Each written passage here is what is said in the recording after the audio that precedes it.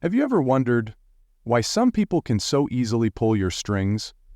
Not with force, not with logic, but with something far more subtle: a glance, a sigh, a perfectly timed silence, a question that wasn't really a question, a message that leaves you anxious, a sudden cold tone that makes you chase for reassurance, a guilt-tripping comment that lingers in your mind for hours, and before you know it, you're explaining yourself. You're apologizing, you're bending, shifting, reacting, not because you wanted to, but because they knew you would. This is how they control you, not through power, but through predictability, and Machiavelli understood this game better than anyone. He wrote, "The man who does not command himself will forever be commanded by others." But here's what no one teaches you. Emotional freedom is not about becoming heartless. It's about becoming unreadable, uncontrollable, a force of your own design. And today, that's exactly what you'll begin to master, because from this moment on, they can't control you anymore. Most people think manipulation is loud, aggressive, obvious. They imagine shouting, ultimatums, blatant control. But true manipulation is none of those things. It's quiet, subtle, invisible. It works because you don't notice it until it's too late. Manipulators don't overpower you. They map you, they study you, they learn exactly which words make you flinch, which tone makes you doubt, which pause makes you fill the silence. And that's the trap. They create situations where your own instincts betray you. You feel the urge to explain, the urge to apologize, the urge to justify your existence, and once you're reacting, they're no longer the aggressor, you are. You become the one chasing resolution, clarity, approval. They simply watch and control the game from above. This is the foundation of emotional control. It's not about what they do, it's about what they provoke in you. The question is never, are they manipulating me? The question is, where am I still predictable? Because as long as they can predict your reactions, they can provoke them. And if they can provoke them, they can control you. Machiavelli knew this well. He wrote, "To know your enemy is not enough. You must also know the man they think you are. Because that's where the real game is played, in the version of you they expect and exploit." Emotional manipulators don't need strength. They need patterns. They need habits. They need you to be the man who always explains, who always answers, who always seeks peace at any price. Because predictable men are the easiest to control. But what happens when you break the pattern, when you stop reacting on demand? That's where true emotional freedom begins. So how do you break free? How do you move from being controlled to becoming untouchable? The first step is not to fight back, not to confront, not to argue. The first step is withdrawal. But not withdrawal out of weakness, withdrawal out of mastery. Machiavelli understood this better than anyone. He wrote, "A prince must know how to disappear without losing his influence." Because here's the truth. Emotional manipulators thrive on reaction. They don't need you to agree. They don't need you to submit. They only need you to respond. The moment you react, you confirm their power, you validate their game, you reveal your triggers, and once they can see where to push, they will push again and again until your peace is no longer yours. So the first law of emotional freedom is this: do not feed the pattern. Do not give them the reaction they seek. When they provoke, you pause. When they bait, you observe. When they escalate, you withdraw. Not to punish, not to teach a lesson, but to reclaim your sovereignty. Because true power is not in how loudly you speak, it's in how strategically you withhold. The man who does not respond on demand terrifies those who depend on his reactions. Imagine this. The next time someone sends that passive-aggressive message, you don't explain. The next time they guilt-trip you, you don't defend. The next time they demand a response, you give them silence. And in that silence, they meet the one thing they cannot manipulate: your restraint. This is where emotional freedom begins. Not in shouting louder, but in becoming unreadable. Because when you stop feeding the game, you start changing the rules. You move from being their pawn to becoming the player they can no longer predict. You might think that explaining yourself protects you, that if you can just make them understand, they'll stop. But this is the illusion, because explanation is not protection. In the hands of a manipulator, explanation is ammunition. Every detail you give, every reason you offer, every truth you reveal, becomes another lever they can pull. Machiavelli warned of this. The man who explains his every step gives others the right to question it, and the moment they feel entitled to question you, the game is already lost. You've shifted from being a sovereign force to being someone seeking permission. Think about it. Why do you feel the need to explain? Is it to clarify, or is it to be accepted? Is it to defend the truth, or is it to soothe their disapproval? The truth is harsh. Most explanations are not for understanding. They are for validation, and manipulators know this. They create situations where silence feels dangerous and explaining feels necessary. And once you take that bait, once you start justifying your actions, you enter their frame. You are no longer acting from choice. You are reacting from fear, from guilt, from need, and every explanation deepens that dependence. The more you explain, the more they expect. The more they expect, the more they demand, until your life becomes a performance for an audience that will never be satisfied. Emotional freedom begins the moment you stop performing. The moment you realize you owe no one an explanation for living life on your own terms. Not every message deserves a reply. Not every accusation deserves a defense. Not every silence needs to be broken.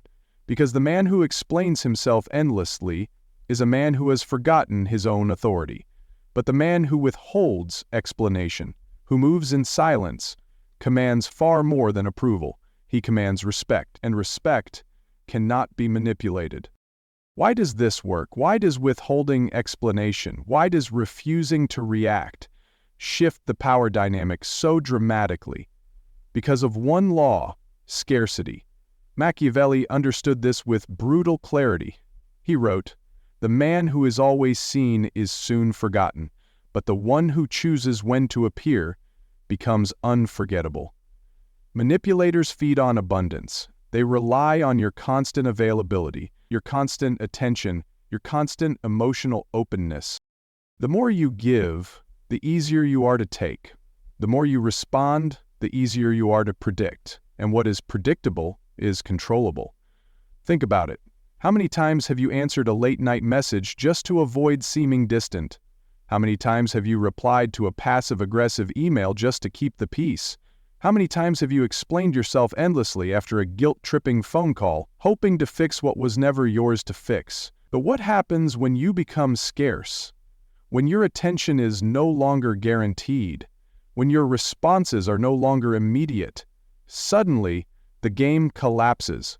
Because manipulators depend on certainty.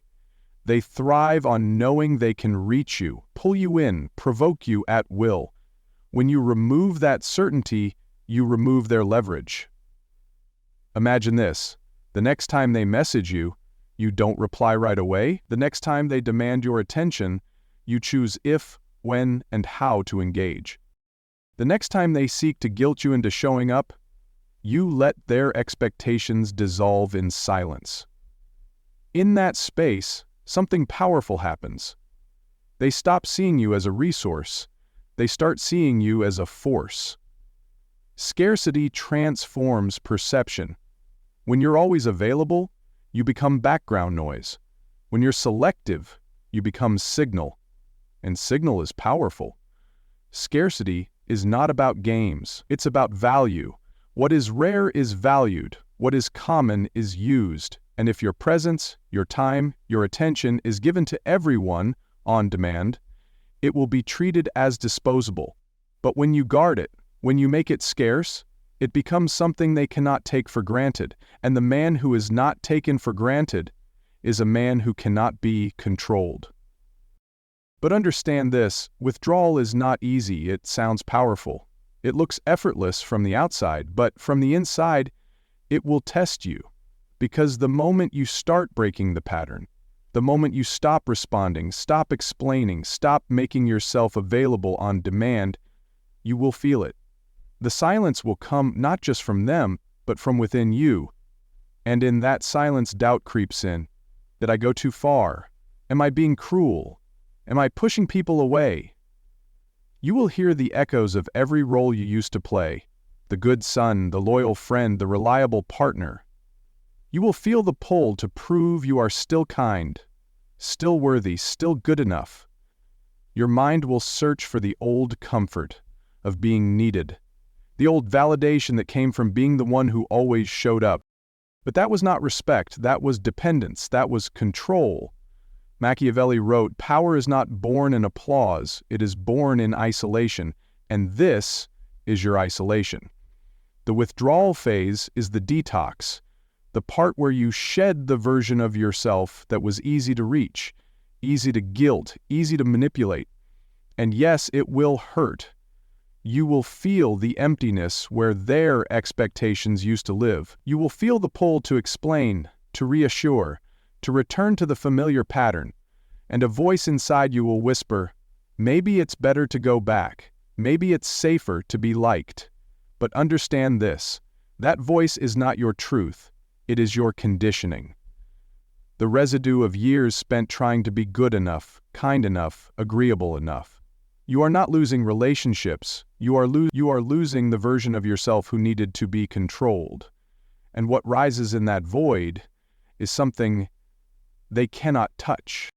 A man who no longer explains, a man who no longer reacts, a man who commands himself. And yes, the silence will feel unbearable at times. You will crave the old responses, the quick validation, the temporary peace. But that peace was a prison, and now you are building something greater. Withdrawal is not the end. It is the beginning. The moment you stop performing, you start transforming, and the pain you feel, it is not weakness. It is the cost of reclaiming your freedom. Let it burn, let it cleanse, let it crown you, because beyond it lies a version of you they will never control again. And this is where the real transformation begins once you've withdrawn. Once you've endured the silence, once you've faced the pull to return to old patterns, you now stand at a choice. Rebuild yourself as the man you were trained to be, predictable, available, explainable, or as the man they could no longer read. Because here's the truth. Predictable men are the easiest to control. When they know you'll answer, they know when to call. When they know you'll explain, they know what to question. When they know you'll show up, they know how to guilt you. Your predictability is their map, and every time you follow that map, you reinforce their control. Machiavelli wrote, "The man who makes himself common invites common treatment."